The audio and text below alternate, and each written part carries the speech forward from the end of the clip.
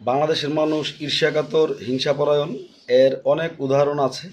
তবে সর্বশেষ একটি বিষয় আমি দেখলাম, ২ দিন ধরে ফেসবুকে অনেকেই পোস্ট দিচ্ছেন যে ফেসবুক থেকে এখন আর ভিডিও পোস্ট করে ইনকাম করা যাবে না, ইনকাম বন্ধ করে দেওয়া হয়েছে।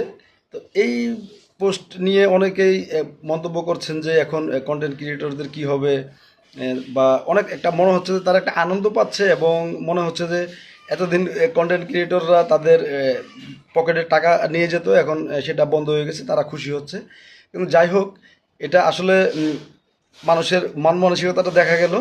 তবে সত্যি খবর যেটা হলো যে ভিডিও থেকে ইনকাম বন্ধ হচ্ছে না, এবং ভিডিও থেকে যদি ইনকাম বন্ধ হয়ও, আমি একটা আর্টিকেল দেখেছি, সেটাতে বলা হয়েছে যে ভিডিওগুলো এখন রিলস হিসাবে প্রকাশ হবে, অর্থাৎ রিলসের যে নির্দেশনা ছিল 90 সেকেন্ড, এটা এখন তুলে দেওয়া হয়েছে 5 মিনিট 10 মিনিট। আপনি যে টাইমেরই করেন না কেন, ভিডিও করেন না কেন, সেটা রিলস হিসাবে পোস্ট হবে।